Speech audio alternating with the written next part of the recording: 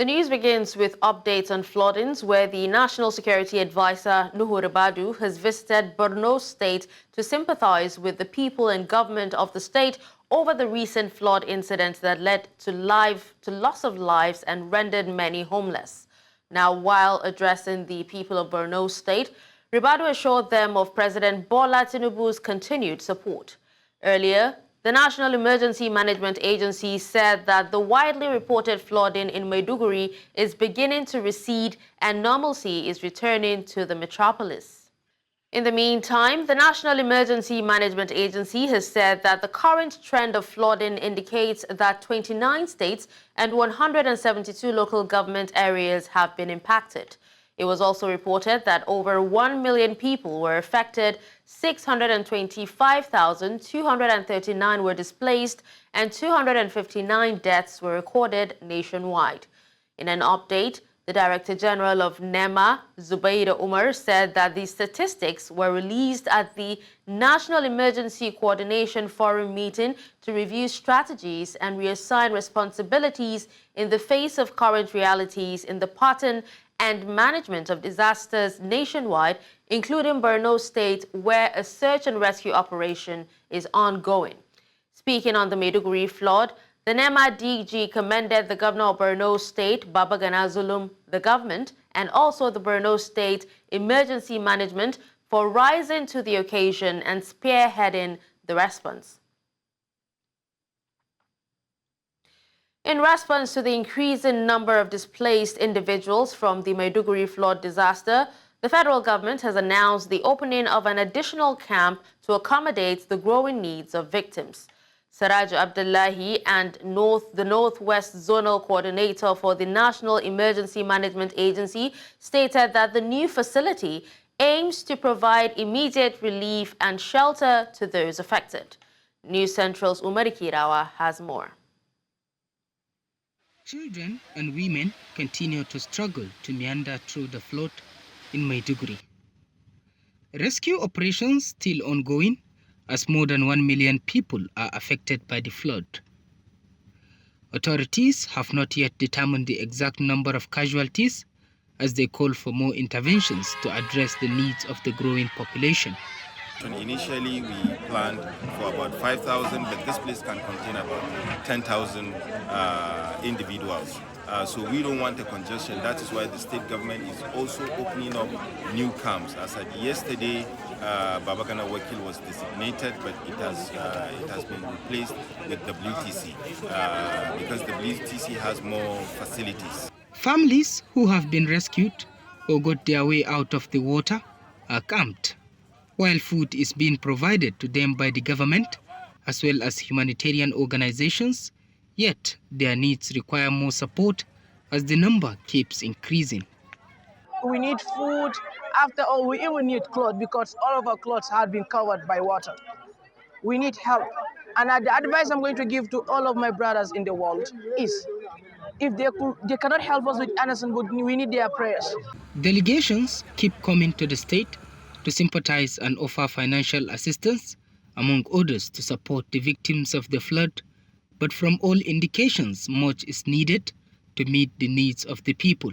In the life of the West African coast, I don't think we have ever seen this level of emergency and disaster.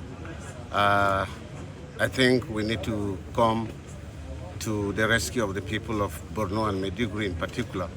I've come with a small token of 50 million naira for him to start serving some of them before other subnationals. For now, I've told His Excellency I gave them a token contribution of 100 million naira.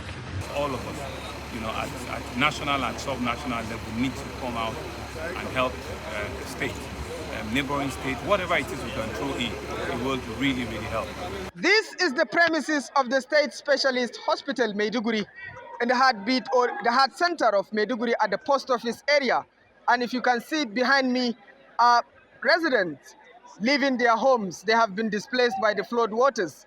But their prayers and hope is that the flood will soon dry up so that they will pick up the pieces of their lives and be resettled in their homes. In Maiduguri for News Central, Umar Kirawa. Meanwhile, in response to a NIMET forecast predicting severe flooding in Kogi State due to convergence of water from the rivers Guinea, Jalan, Gambia and Niger, the state government has formed a 16-member committee to manage the impending disaster. Now, at a meeting held in the Cabinet Office Conference Hall in Borno State, the Deputy Governor and Committee Chairman, Senator Umar Abubakar Tafida, emphasized the government's collective commitment to mitigating the effects of the expected floods. He stressed the need for proactive measures to prevent and manage the disaster. He explained that the committee's primary objective was to assess the current situation, identify critical needs, and develop a comprehensive flood management strategy.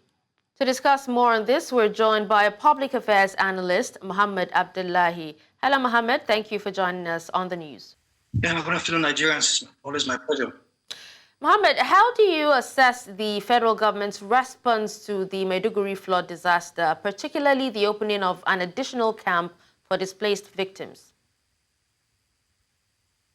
Thank you very much for that question. We have always been a reactionary country. Apologies. We wait for things, for disasters that are avoidable to happen, and then we begin to respond. Why not mitigate or stop the disaster if it's possible in the very first instance? But to answer your question directly, yes, it's been commendable. The actions of the federal government in particular, and even the state government. But I must tell you that even at that, it was coming. The reactions, the response came almost 24 hours after the initial flood began on Wednesday in Maiduguri metropolis. Yes, we must give kudos to, the indigenous citizens and indigenous people who've been very good in keeping and helping our brothers, during the initial flooding, before federal government sent the delegation of soldiers and other people, other rescuers, almost 24 hours after the main incident. So even at that, talking about the response of government, it wasn't really immediate enough, because on that very particular day, Wednesday, that this flooding began, it was catastrophic, and it would have been better if we've had immediate response in commensurate to what happened. Oh, okay, now given that the floodwaters are, reportedly beginning to recede, what should the immediate priorities of both the federal and state governments be in terms of rehabilitation and infrastructure rebuilding? I think it's simple. One thing is very important here, the fact that we must be very, very proactive as a country. We keep saying these things, some of these little things. For instance, if you allow me, I just saw a news yesterday by one of the international media saying, even in the government spend, in the budget of Nigeria from last year and this year, there have been 171 million expended from September, just a year ago, September 2023, to just July here, 2 months ago, for the repairs and rehabilitation of this Alo Dam. So, if you ask me, what has happened to the 171 million expended? There are 3 contractors on the list. I think that's a very good question. Yes, I think the government should begin by prosecuting, if they indeed pay to these contractors to carry out rehabilitation on this dam that has wreaked havoc in the whole of Maiduguri metropolis, killing at least on record more than 30 people, destroying billions of properties, and displacing more than 1 million people. We must begin by prosecuting these contractors. It's very, very important. If it is true that they are awarded, because it's there in government spend record. That is one. But I think in the immediate term now, like I said, we must begin to be very proactive. We have a whole lot of things that are ticking time bomb across this country. I don't want to digress. We must begin to ensure that, because the last time such a disaster happened, same Alo Dam was 30 years ago, and it's repeating itself another 30 years after. You understand? So, but in the interim time, we must ensure that those people in the IDP camps are well taken care of. What the government are able to do in terms of rehabilitations, immediate provision of food, provision of bedding items, clothing, and so on and so forth. And then what they are able to do to make sure that these people go back to their various homes when this water finally recedes is important that the government take its head on. And again, even for citizens as well, it is very commendable, highly commendable that we've had Nigerians even across the divide. I've seen it on social media. People set up GoFundMe account and charity account to make sure that we complement even what government is doing or even do better. It's highly commendable of Nigerians at this critical time. Yes, indeed. Now let's look at the aftermath, of this flooding on Maiduguri. I'm talking about the likely economic and social consequences of this disaster for Maiduguri and also the surrounding communities in the long term. It's going to be a very challenging one. But to the glory of God again, we will say, because it's Maiduguri, the state capital, the metropolis, then you also want to believe that the government will rise to the occasion of doing things properly. Because I must tell you, without mincing words, if this disaster had happened perhaps in remote villages, it's been happening. In Yobe, it is there, even in Jigawa and so on. People pay lip service and, the response perhaps might not even be as swift as this, even after 24 hours. So perhaps because it's Maiduguri, is the state capital, is affected even the state government building and so on and so forth, and so many prominent people, I want to believe that the response will be genuine and immediate. You understand? But quantifying the aftermath, the disaster, the challenges of the aftermath of this natural disaster is going to be enormous, seriously. We understand that like I said, in our initial estimate, billions of naira worth of properties have been destroyed, seriously. There's a popular Monday market in Maiduguri that has been almost washed away, people's goods, properties, buildings, filling stations, gas stations, everywhere, even hospitals, you understand, even graveyards. So it's a very challenging one. And that's why I said earlier that we need a concerted effort from the government and people alike, citizens alike, to contribute whatsoever it is that is possible to make sure that life returns to normal after perhaps 1 week, 2 weeks or more in the city of Maiduguri. And imagine again, another thing is the fact that this is a city that's for the past decade has been fighting Boko Haram. One of the biggest, not even one, the biggest insurgency in Nigeria's history. You understand? It's looking at the fact that the city is just re-emerging from the shadows of Boko Haram, and then this natural disaster that is avoidable. So I think we need a whole lot of funds. I see, for instance, the news this morning that federal government have allocated 3 billion naira. I think that's a paltry sum, seriously, because in this country we've had 21 billion used for renovation of the former governor of the state, who is now the vice president. You understand? If we can allocate 21 billion, just to renovate the house of a former president, former governor of the state, who is now the vice president, and our president has been able to have 150 billion for himself to buy private jet, a presidential jet. Please, 3 billion, I think for me is a laughable amount, to give to Borno people to mitigate this disaster. Right. So we need a whole. All right, Mohammed. Well, thank you so much for speaking to us, on this particular issue. Thank you. Thank you very much. My pleasure. Youths and underage children in Zamfara State have continued to engage in illegal gold mining activities in the state despite a ban on illegal mining. This has been confirmed by our correspondent Emmanuel Bodu as he visited one of such sites in the state. Some of them spoke to News Central television crew, blaming the current unemployment and economic hardship in the country for the resort to illegal artisanal gold mining. News Central's Emmanuel Bodu reports.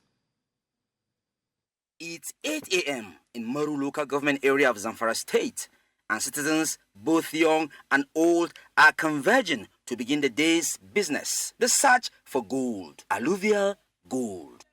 Many of the miners comprising of youths and underage children, a sight that has become all too common. Gold mining, though banned in Zamfara State, has over the years become a controversial topic, one that can be blamed for the insecurity in the state, with related links to terrorism and banditry in the region. From the waterways to the forest, everyone is involved in the search for gold. The journey to the mining site was tension-filled and could only be accomplished on motorbikes, as just anybody could be a target for the daredevil bandits seeking to control vast areas rich in gold.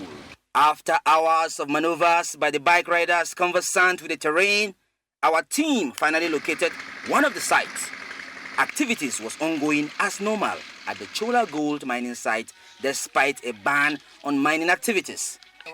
They are sent people like soldiers or civil defense or police. They arrest us like a thief. We are not be a thief. We are mind ourselves. We are depending ourselves. Ina aikin mining ne na zinari. Yanayin aiki wani lokaci muna zuwa muna samun abubuwan da muka so mu yi lalurorinmu mu taimaka ma 'yan uwanmu da sauran abokanai mu taimaka ma tsoyayyinmu don gudun gan mu zama zaman banza muna yau zuwa mu je mu taba abun nan kayan mutane to shine muna son mu kare kanmu da wanga nema da muka yi. This is another gold mining site in Chola, Maru local government area of Zamfara State, and this time around they are using machine. Now that machine there is being used to trap the particles of alluvial gold. It has a sack-like or rather a carpet attached to it. After they are tired with the day's job, they open up the machine and then they get the particles of this alluvial gold that is trapped on the carpet. And then they will now put it together in a leather and take it up for processing. Nasiru is a graduate of English and Social Studies from the Zamfara State College of Education. He chose to speak on behalf of the miners, saying that the current economic situation, combined with the lack of employment opportunities for youths, has put many of them in a desperate situation. Yes, there's many. There's many. They are doing this. Yes, yes. Even here, we are many. Many graduates? Yes, many graduates. Some people is a NCE, even degree. There's more people where they finish degree, but they don't have job. That's why to join them, from there and get the money. While evidence shows that many in this area are in the trade, including underaged children, the returns have made it too tempting to ignore. Okay. 1% is 950 naira. Like this? Yes. Only this one is 1%? Yes, it's 1%. And how much is it, you said? 950, yes. 950 naira? Yes. That's good money, you know? Yes. Yeah, that's a good one. Yes. Here? Yes, only here. Just this? Here. Just three particles? Just only this. Three particles, you are saying? Yes, yes. Okay, that's good. It is very obvious that the youths and children in Chola will continue to dig for gold as far as hunger and starvation continue to bite hard on them. In Chola, Maru local government in Zamfara State, for News Central, I am Emmanuel Bodu. The Ogun State Governor, Dakwa Abiodun, has disclosed plans by his administration to introduce a price control mechanism in the state, as well as the reintroduction of bulk purchases for food items. The governor revealed this during a meeting with market leaders led by the Iyaloja General at the governor's office, Okemosong, Abeokuta. Governor Abiodun also disclosed that henceforth, all forms of market levies have been suspended. The governor noted that only development and environmental levies will be allowed as they are meant for the development of markets in the state. He said the state government will soon commence the operation of its bulk purchasing company, which has now been rebranded as Gateway Trading Company, to ensure that the cost of food items is much more affordable for the people. To politics now, the Kogi State chapter of the People's Democratic Party has suspended a former senator from the state, Dino Melaye, from the party. Melaye was suspended by the PDP EXCO in Edo State Ward 1 following his refusal to honor a summon. The ward EXCO explained that Melaye was suspended for anti-party activities and alleged misconduct. The resolution to suspend the former Kogi West senator was taken by the Ward Party Executive Committee during a meeting in Ayetoro, Luagba Ward 1 on Friday to review the report of the disciplinary committee set up to investigate alleged anti-party activities against him. It was signed by the Ward Chairman, Abayomi Osamika, and Ward Secretary, Yotson Dayo. Let's bring you updates on the upcoming elections. Ahead of the Edo State governorship election billed for September 21, 2024, 17 out of the 18 political parties have signed the peace accord initiated by the National Peace Committee to guarantee the conduct of free, fair and credible elections across the 18 local government areas of the state. News Central correspondent Austin Azu, who monitored the exercise in Benin City, the Edo State capital, reports that PDP refused to sign the peace accord. His report. Ahead of the September 21st, 2024 governorship election in Edo State, the political atmosphere appears tensed following the activities of the various political parties contesting the election.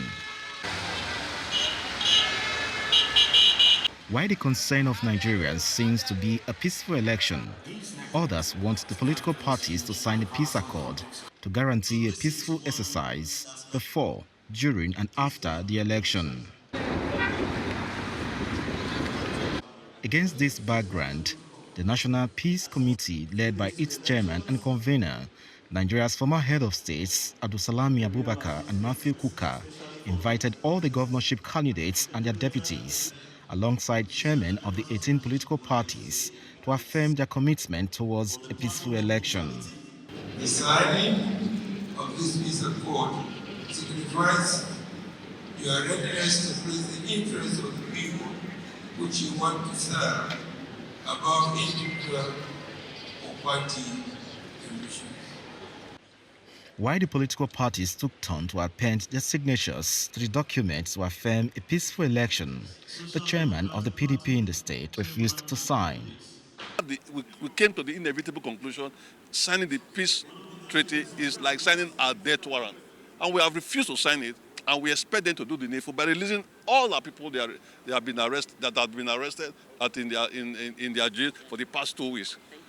So we think that this is the reason why we are not signing. We think the Nigerian police is so partisan under this very, very biased IGP, and we are asking that he should take off his hands from Edo. That Edo is not like any other state in this country. Earlier in their goodwill messages, INEC chairman reaffirms the commission's determination to conduct free, fair and credible election. In the same vein, the Inspector General of Police says the police will remain impartial and provide a peaceful atmosphere for all. I want to assure political parties and candidates that we will continue to play our part according to the law and best practice as articulated in the clauses of the National Peace Accord.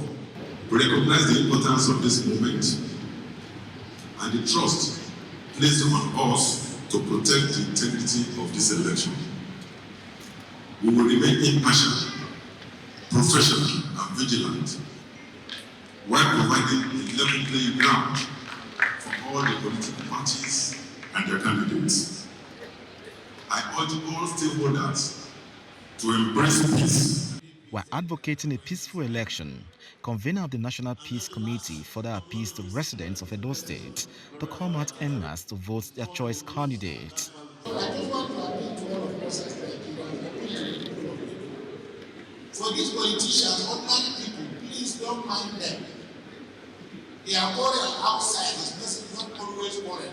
They will find a way of settling their problem. The ordinary people, please go out and cast your vote. There are already problems. We are already having difficulties. So if we struggle and find some little fuel and cast your vote, go and cast your vote and people go back crying. It remains to be seen how the boycott of the peace accord signing ceremony by the ruling party in Edo State plays out as the September 21st election date draws nearer. In Benin, for News Central, I'm Austin Azu. Nigeria's Chief of Army Staff, Lieutenant General Tarid Lagbaja, has expressed the need for the officers and troops of the Nigerian Army to be equipped with digital transformation and smart soldier concept. This, he said, would better position the Nigerian Army in combating the various forms of insecurity in the country with improved and standardized technical know-how that will meet international standards. Chizoba Nyongwe, who is our correspondent in Jos, the Plateau State capital, tells us more.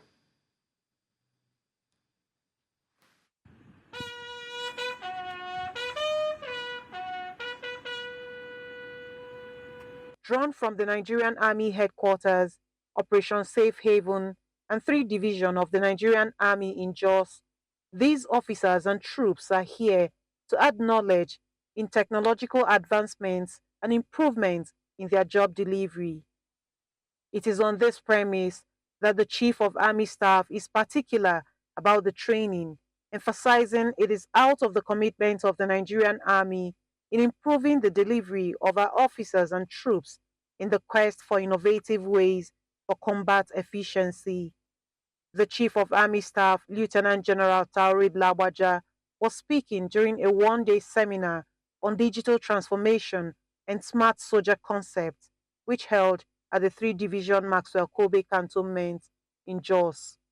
This seminar is therefore in line with the current drive of the Nigerian Army to leverage advanced technologies to modernize military operations, improve our decision-making process, and ensure adaptability towards tackling evolving multidimensional security challenges. Noting the need for efficiency in combating insurgency and other forms of criminality in the country, the Nigerian Army Chief of Transformation and Innovation believes that the essence of the training cannot be overemphasized.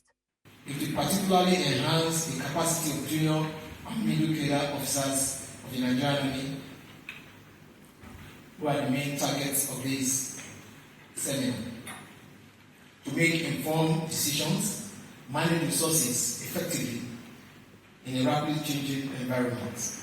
Theme of the seminar is enhancing digital transformation and smart soldier concepts for combat efficiency.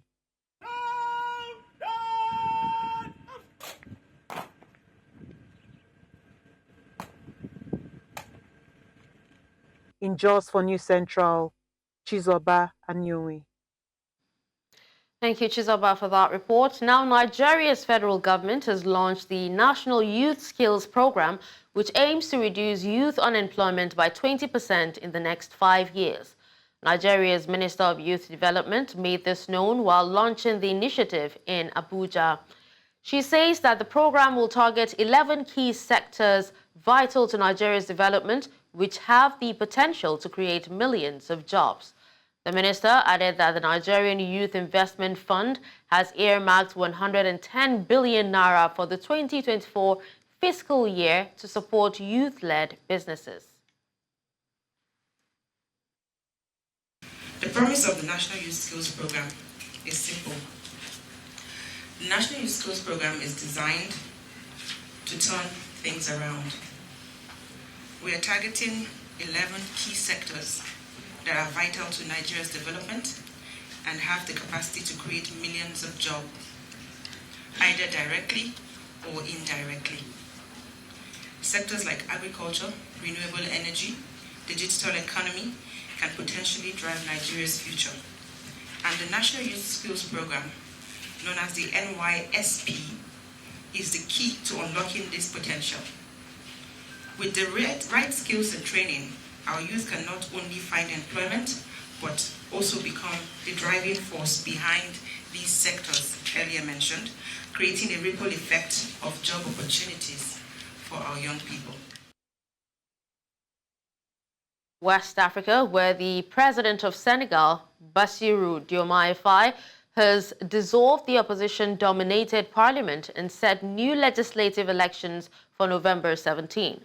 Faye swept to a presidential victory in March 2024 on a promise of radical change for the West African nation. But government action has so far been hampered by the lack of majority in parliament.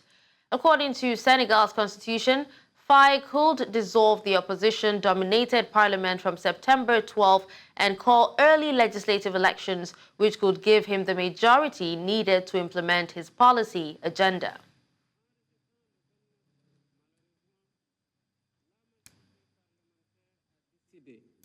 De ramer à contre-courant de la volonté du peuple sénégalais, pourtant clairement exprimée au soir du 24 mars 2024.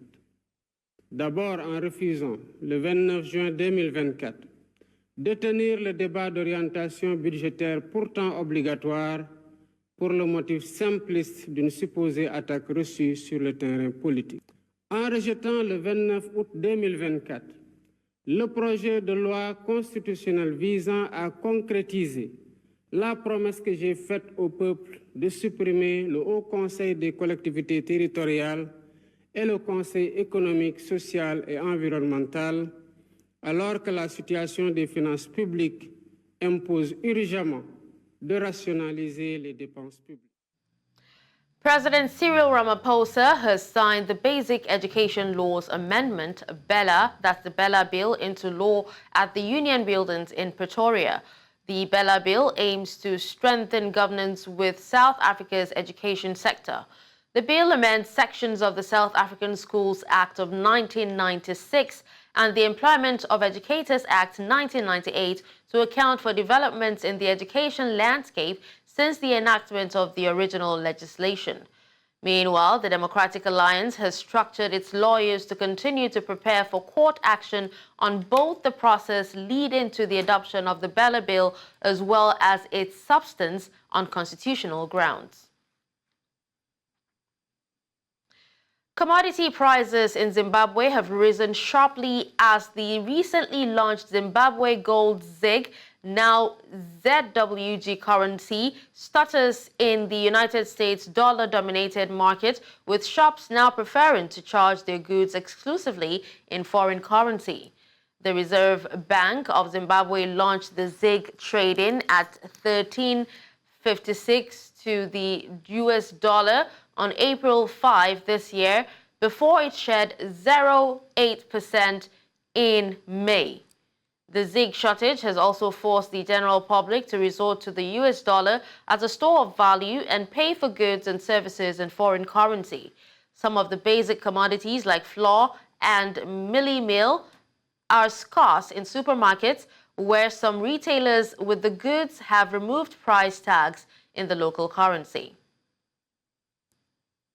To discuss more on this, we're joined by an economist and senior lecturer, University of Zimbabwe, Dr. Nyasha Kaseke. He joins us from Harare. Hello, Dr. Kaseke. Thank you for joining us.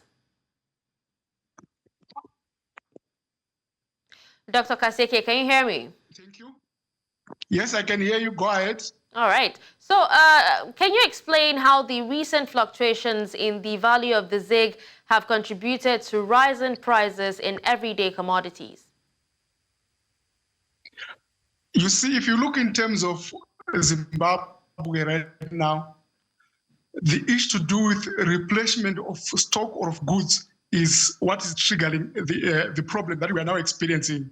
Why? Because manufacturers are actually pricing in terms of the foreign currency, which is US dollar. And now to get this US dollar, quite a number of people are now resorting to the black market or the parallel market, which have got a premium as compared to the interbank rate that is available.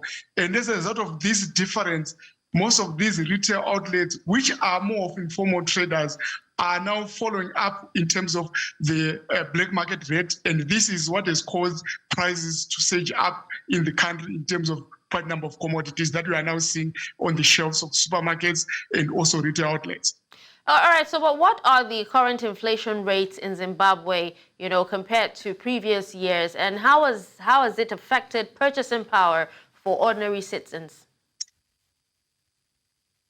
Okay, what I can now say in terms of the inflation rate is that it is going up, and this is actually affecting the purchasing power of people because their wages or their incomes are not following up the increase in prices. But it is going up as compared to other periods of hyperinflation. It is still on the manageable level if the monetary authorities put effective monetary measures to deal with this problem.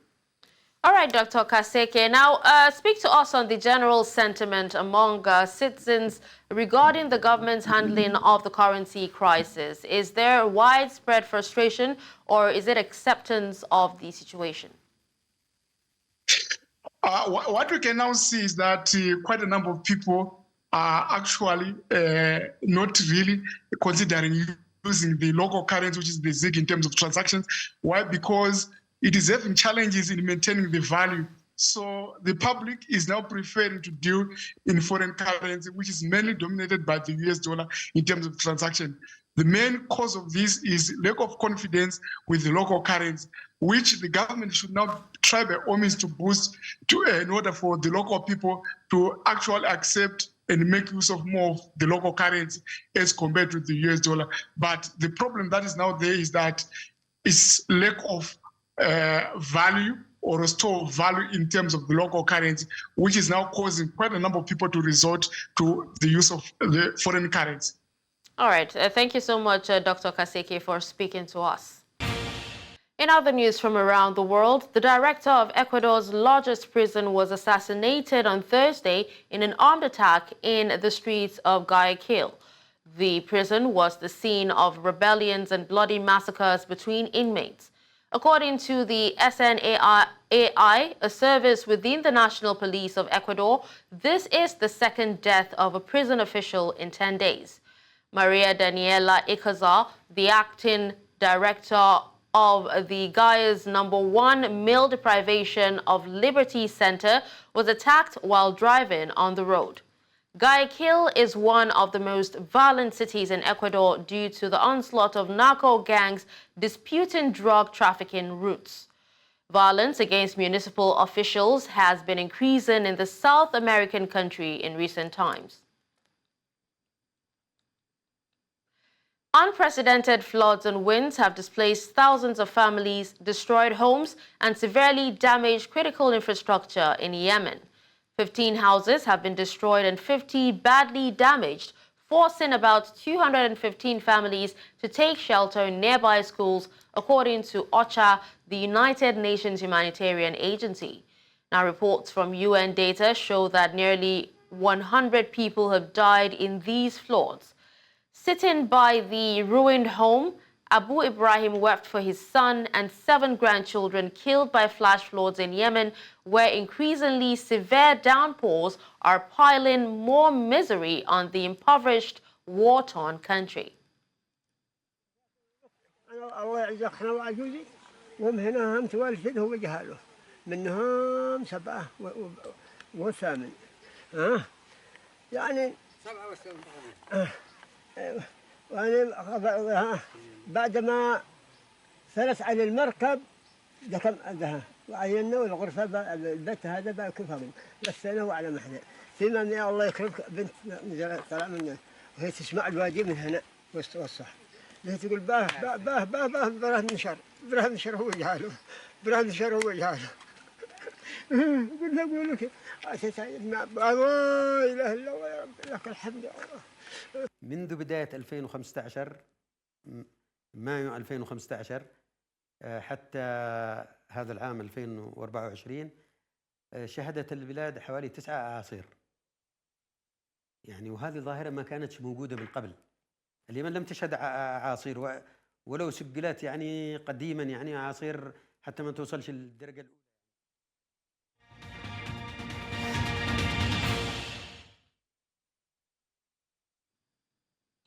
In business, the Nigerian National Petroleum Corporation Limited has requested a permanent presence at the Dangote refinery as part of their ongoing crude supply deal.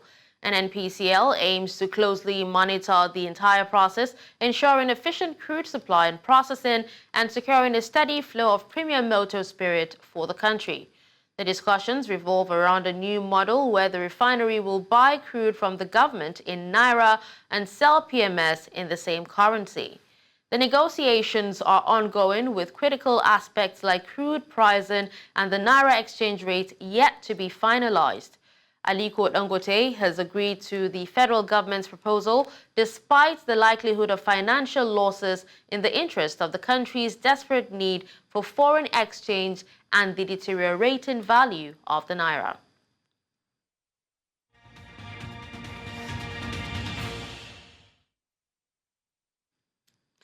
Now, in the world of sports, Dreams FC midfielder Godfred Kingsley Atuahene has completed his move from the Ghana Premier League side to Israeli club Ashdod FC. The former Liberty professional player signed a deal to join the club for the 2024-2025 season after an impressive spell in the Ghana Premier League and on the continent. Atwahene was one of Dream's best players during their fairy tale run in the CAF Confederation Cup last season. He made 58 appearances in the Ghanaian Top Flight League, scoring 4 goals before playing 14 times for Dreams in the CAF Confederation Cup. He becomes the second player in the past week to leave Dreams FC for Europe, following teammate Abdullahi Issa, who signed for Barcelona B. Spanish tennis player Rafael Nadal has pulled out of this month's Laver Cup, saying he believes there are other players who can help the team deliver the win for Team Europe. The 38-year-old Spaniard has not played since his defeat alongside compatriot Carlos Alcaraz in the quarterfinals of the men's doubles at the Paris Olympics in August.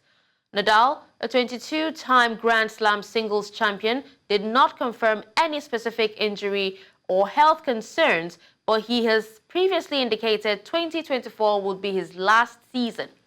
The Laver Cup, contested between Team Europe and Team World, starts in Berlin on the 20th of September 2024.